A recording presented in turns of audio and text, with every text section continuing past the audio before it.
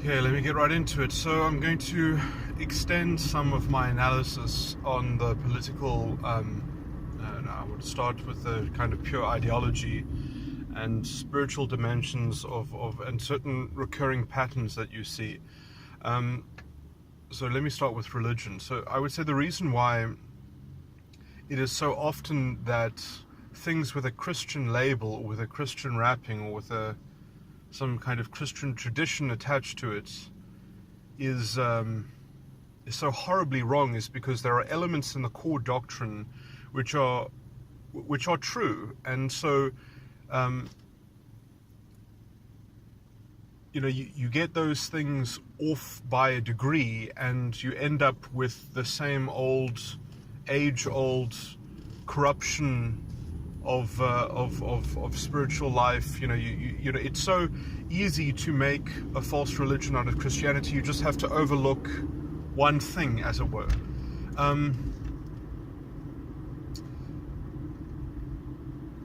Okay, now I wanted to talk about the function of the false prophets in the doctrine of Christ.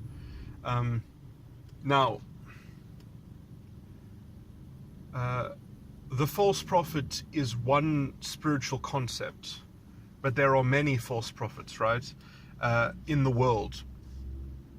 So when I'm talking politically about a false prophet, when I'm analyzing fascist ideology, I don't mean that he is the false prophet.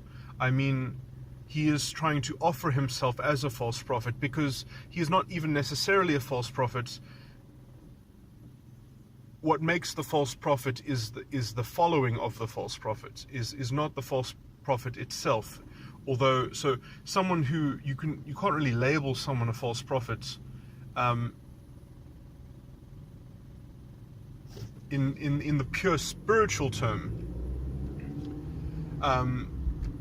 because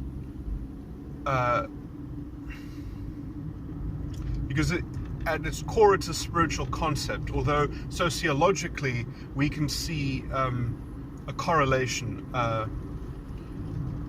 Okay, so I'm going to... So this distinction is actually far too dry and technical, and I almost wanted to avoid it and just talk about the kind of the manifestation of this kind of entity in life. Okay, so what the false prophet at its core is, in terms of the spiritual concept, is it is the thing that does the primal hurt.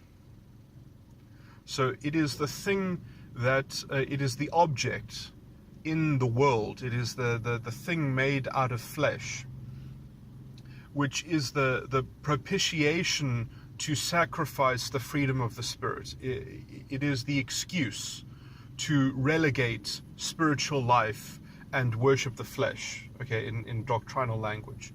It is the thing that embodies, so in some sense, it is the gift of the prophet, which every spiritual life must contain, externalized into an external locus of control. So it is saying, I don't have the prophet in me, I don't have the gift of the prophet. The prophet exists in an object, in a formula, or in a very rigid and fixed sort of thing that is not an understanding, but a kind of territory or dominion, or some kind of identity. It has a fleshly identity. It's given flesh. So it's when the prophet is no longer a spiritual gift that can be given, but it is kind of something that you get adopted by. Now, in individual life, this would be the thing that causes your false ego at its core. It is the actor that you identify as being the facilitator of your spiritual death. It is a kind... It's weird, because the false prophet is kind of like the death and the lust combined into one, because it has an inherent internal contradiction. It's kind of incoherent in its inability to sustain its own energy. in terms of its economy of purpose. It has a spiraling economy of purpose that's unsustainable. Anyway, okay, I'm not going to get into those pure kind of philosophical reductions, because I'm wanting to talk about how it manifests as a kind of as worldly ideology.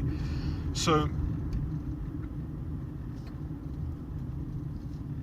sociologically, when we talk about false prophets, and so in Revelation it says the false prophet. In some sense, there's only one, because it's talking about the spiritual name of it, which is just a singular thing.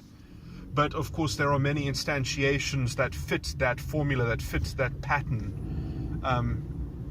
And so there are many potential false prophets. When it says that there are many false prophets, what it actually means is that essentially there are many potential false prophets, because essentially the false prophet is a construction of the follower, not of the false prophet itself. The guilt is not with the false prophet. The guilt is with the person who hears the message and says, I'm going to enter into a certain relationship with this message, and that creates the object of the false prophet. Now, obviously, sociologically, many people have at least some intuitive understanding of some of these sort of relationships, and they just think that, it's all false prophecy. That's all there is that it's just, there are better and worse forms of false prophet that can exist, and we need to kind of create a stable collective one, so that we can all have, if we all follow the same false prophet, then under his umbrella perhaps there can be some kind of parity and some kind of identity brokership, or which is really like a kind of a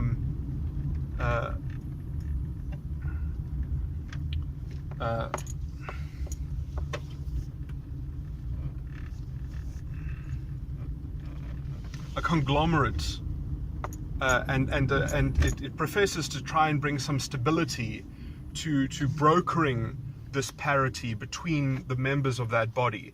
But that's what's unsustainable, is because that kind of equality within that collective followership is what effectively eventually breaks down always.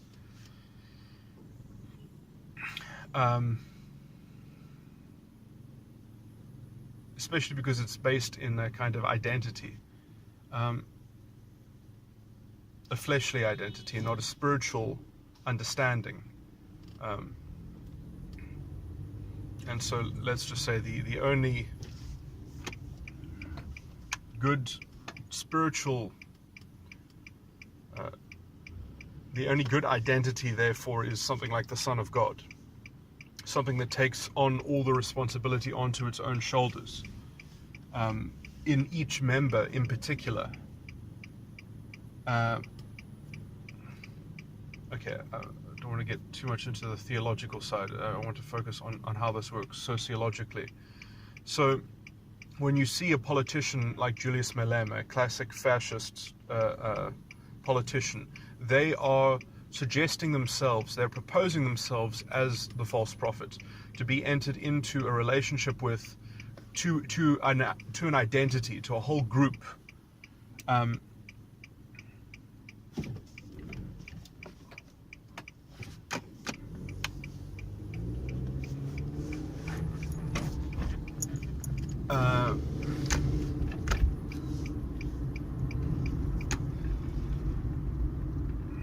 This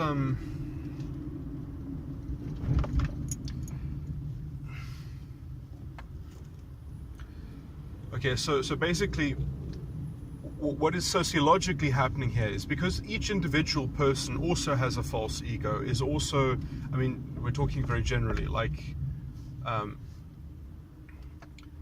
people develop false egos very early in their personality development.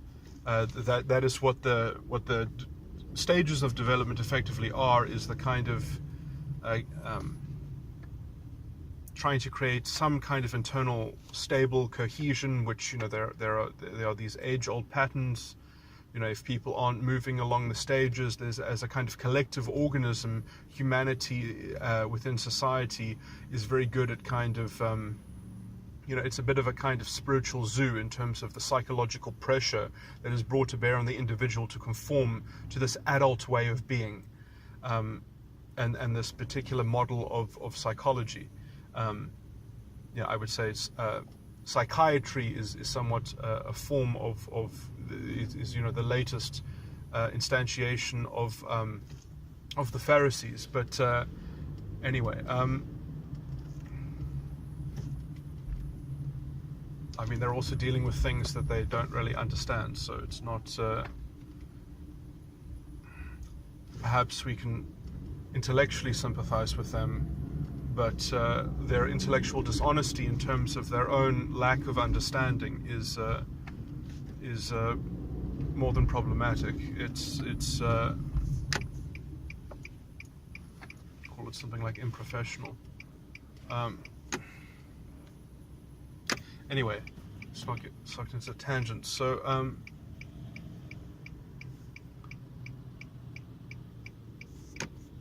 the false prophets.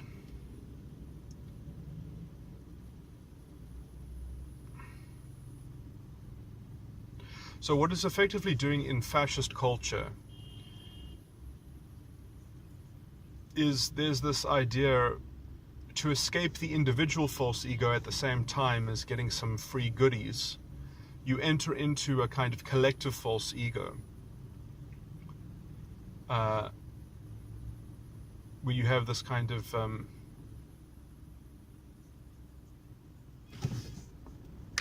more stable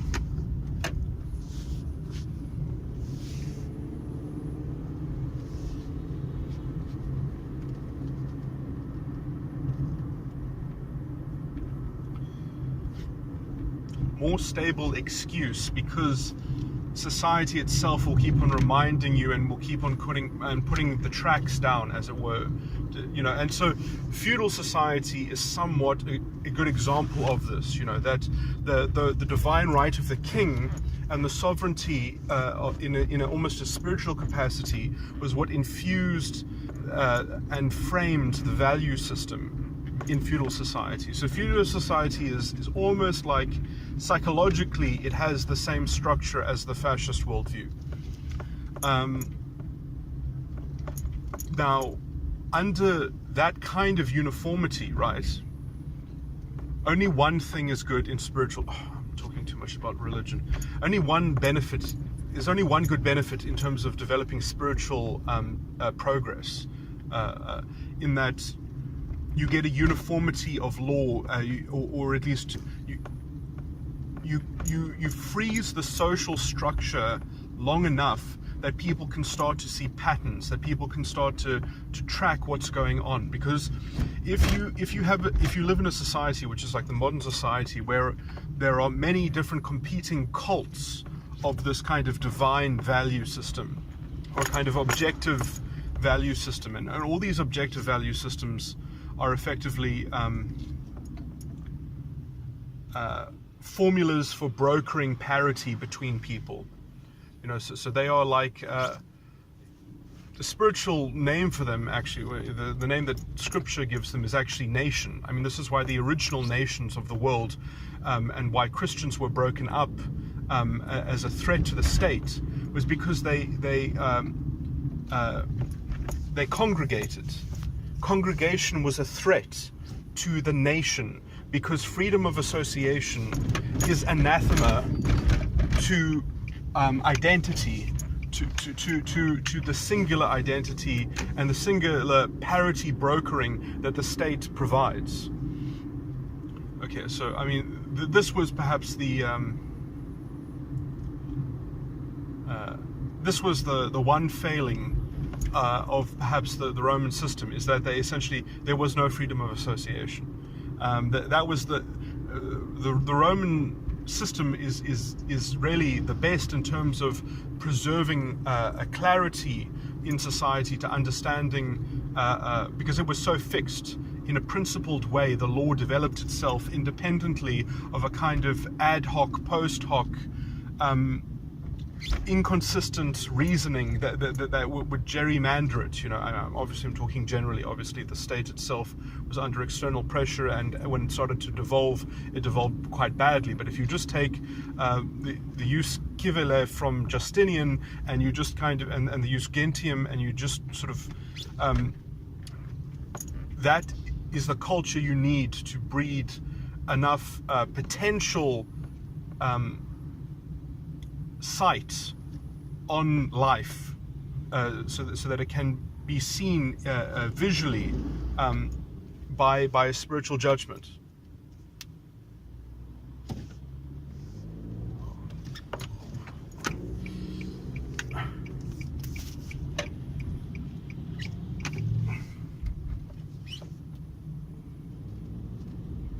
So, okay, so, there are all these forces, okay, and so the fascist false prophet leader tries to create this moral authority based on a kind of identity that he's pandering to. And so effectively, and he is a false prophet in this sense, is that he is a pimp. And he's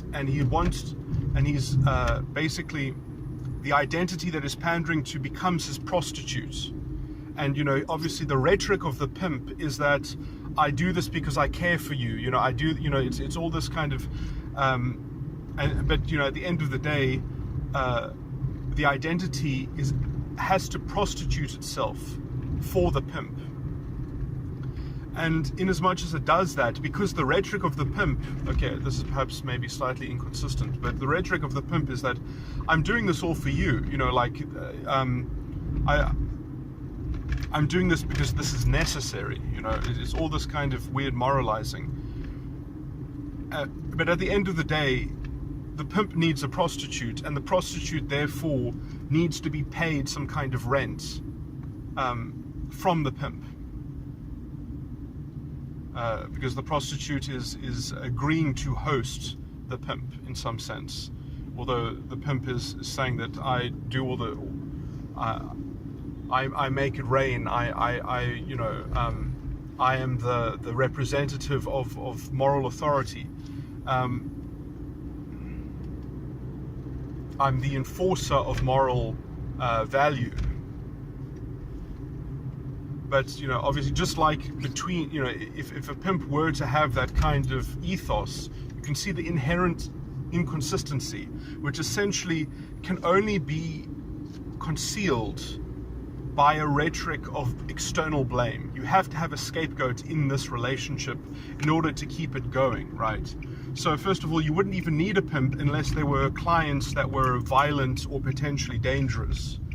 And perhaps you wouldn't even need a prostitute. You wouldn't need to be a prostitute if there wasn't some general alternative that was seen as better in every way, or that you could just get free money or something like that. So it's sort of the blame rests with the world in some way, and the defect in that world is solved by the pimp. So the moral defect so it has to be a moral defect of the world, so that the pimp can take that moral defect and transform it into his moral authority. So this is effectively the sort of the process of the false ego. This is the process of what the function of the false prophet. That is what the false prophet is doing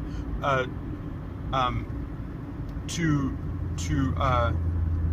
stabilize the false ego right at its roots, to nurture it and to grow it from the ground up. So that is the role that the false prophet plays. Now, in some sense, when you actually sociologically have someone who is fulfilling this role of being the false prophet, it's very useful because they are doing all the legwork in order to kind of make this deal with you. They are, so they're bullying people, they're bullying journalists, or they don't even have to bully journalists, because the journalists are kind of in on it, because it's like it's a wonderfully edgy conspiracy almost, so everyone's on the same page. And if you if you don't follow the line, if you don't feed this tiger, if you don't make good propaganda that supports the general narrative of the pimp, that supports the moral authority of the pimp, then you get crushed. Well, not crushed, but your life is made very difficult. You get targeted. The cancel culture. It's like you are trying to steal the revolution from us because you're not following this line. You're not following the formula that the collective, this is the only vehicle for equality. But now, the reason why it's so alluring is because it transfers this external blame with the world into an internal dichotomy between the pimp and the prostitute, the false prophet and the identity of the followership. In that, well, now if we have a problem, it's not because there's a problem with the world, it's because we're not doing enough to fix it, because we don't have a strong enough false prophet that's giving us the plan of action. And so they don't have to deal with the world in any real way, because then they can just reduce it to a moral deficit, which then they've got a solution to, which is just this internal dialogue between the prostitute and the pimp. And so it's very cozy, it's very, and so essentially they don't have to deal with the fundamental philosophical or moral kind of question, because they've got this form of morality which is almost like a currency, and it goes from a worldly currency to a kind of solipsistic or internal currency, which is a kind of collective solipsism. So it hasn't overcome solipsism, it's merely sort of swallowed it. So it's swallowed the world, it's swallowed the works of the flesh in some sense. It's not confronting it on an individual level, on a spiritual, philosophical level. It's effectively, it says, let's try to have some kind of, anyway, so how was I going to relate this back to perhaps Christianity? So I mean, there are countless scriptures in Christianity that kind of describe very clearly these sorts of things that I'm relating to. But, obviously it's very easy to overlook when you've got this is the way of the world. So it's very easy to just see this pattern in everything that's actually very militantly, or I mean that figuratively, that's very explicitly, that very explicitly obviates this worldly pattern of the false prophet. But people have just read the ideology of the false prophet into the scriptures. They have ignored the scriptures that are very explicitly counter this stuff.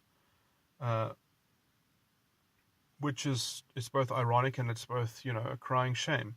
Let me just say as well, I was going to say sociologically, I'm not going to get into this deeply. This is why I go on and on about women being, in a generalizable term, women are often the engine of this. And this it's not because there's something particularly bad about women. I mean, some women are marvelous and they're very spiritually in tuned. But basically, because this is the way of the world, this is the way of the individual or whatever, there's more energy in the worldly way of doing things than there is in the spiritual way of doing things, and especially more so for women. They're more incentivized, because if you just look at the kind of the hunter-gatherer distinction, being more clear and being in the truth, and that's going to perhaps make you a more creative, ingenious, or discerning hunter. Whereas, so if you are on the spiritual cutting edge, if you are close to having some way to kind of get around the false ego, it actually has a benefit in a man more so than in a gatherer that is more communal, that has to deal with other people, that has to kind of be bogged down by the constraints and the tethers of a kind of the lowest common denominator that is present within a community. So women have had to tolerate the lowest common denominator much more so, and they have a much greater incentive to play the games that as they are and not as they should be. Basically, women are less incentivized to be revolutionary against the false prophet. They're more likely to be in league with something like the false prophet because it's just the lowest common denominator. It's more in force, it's more actionable, it's more empowering, and women have, in a let's say in a practical sense, from an evolutionary sense, they are incentivized to be successful earlier. Men don't have to be successful early in their life. They can take risks, they can experiment, their health can go badly and then they can recover their health and they can still have children. Women can't take those kinds of risks, and they have to be situated well in their life, earlier in their life, in order to have it all. It's much harder for a woman to have it all, to put it in simple terms like that. And that just practical truism, in some sense, is why women are much more incentivized to compromise effectively with what is in force at the time. Now, I'm phrasing that very carefully because I keep on trying to add this as well, is that although women have a greater incentive to conform, that means that if a culture is sophisticated and, let's say, intelligent enough to be aware of these kinds of things, if it exists in the language, if there's enough spiritual knowledge, like in, for example, Russian traditional society before the revolution, the engine of Western culture was Russia, was Moscow. They invented Romanticism, which was basically imitated by the rest of Europe, for instance. Also, I would say, not all, but some of the American, some traditional societies are much more egalitarian than others. Very few, actually, but some. Some have just way too much folklore and just crazy stuff, like foot binding in China and stuff like that. And even the weird kind of pagan and druid culture is very. I mean, the druids effectively, they tried to have, the druids had like two separate religions. They had the kind of the surface religion, and then they had the kind of the controlling weird bullshit, that they were doing on, they were kind of like ivory tower fascists and eugenicists on a kind of spiritual level, that was that's essentially what paganism always, because paganism is essentially just a kind of, it's just taking the false prophet and breaking it up into pantheistic elements, essentially, so that you can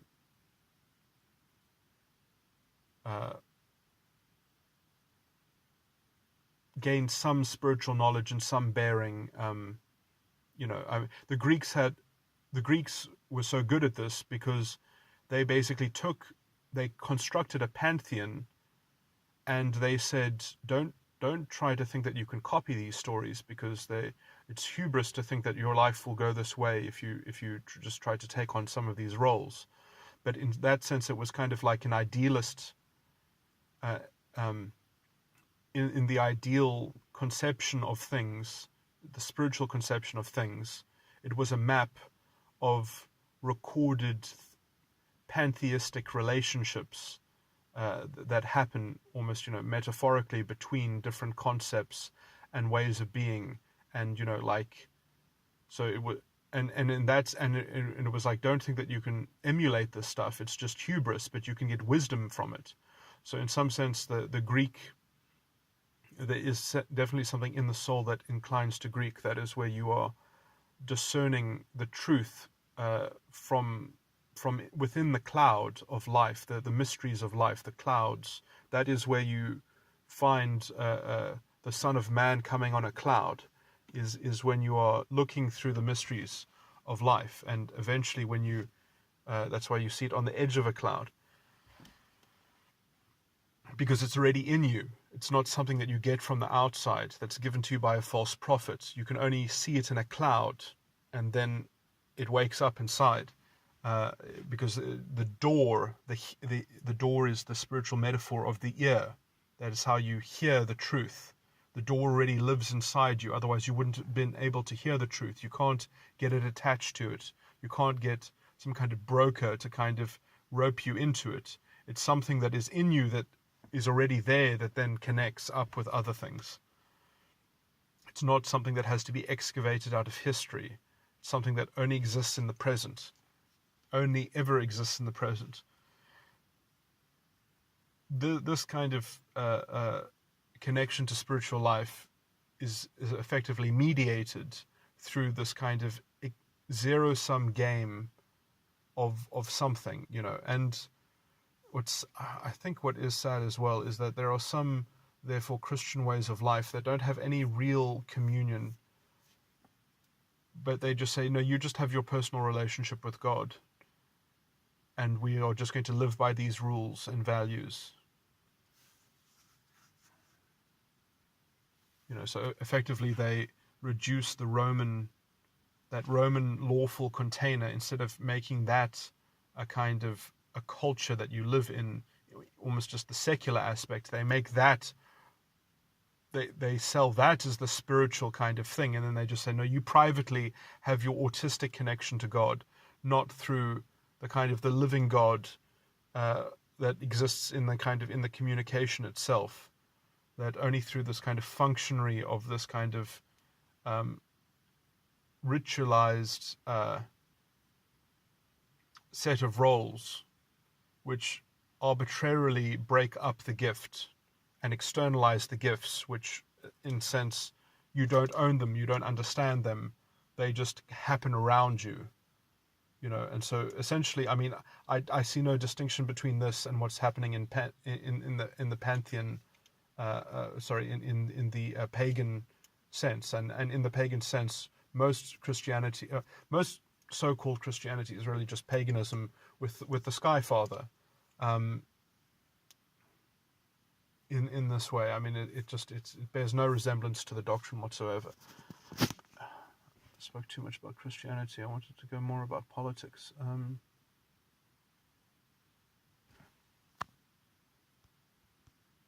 Let me just think if there was just one more thing that I want to tack on when I was talking about the false prophet. Let me think if I've thought of everything.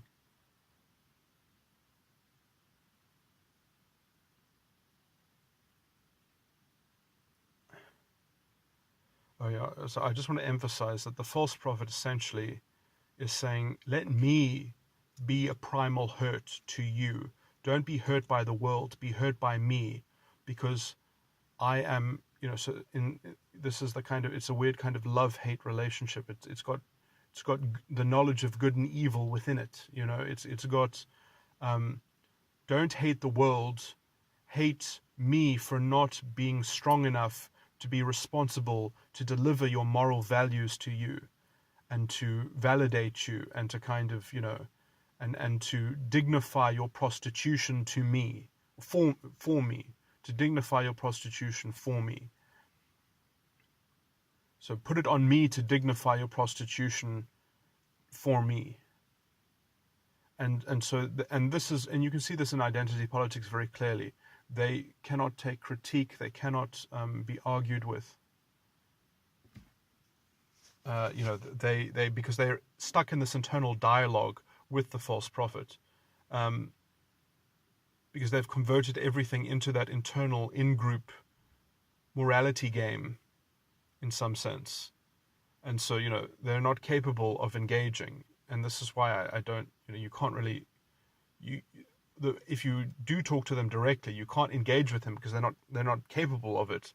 The only thing you can do is describe what they are doing to them, but you can't really confront them. It's not really it's a waste of time. I mean, they're just going to be because they're programmed not to think, because they can't think about external things. They can only think about the internal dialogue and their connection to to the concept of the false prophet, which is really the Führer principle, which is that they must be saved, their identity must be saved.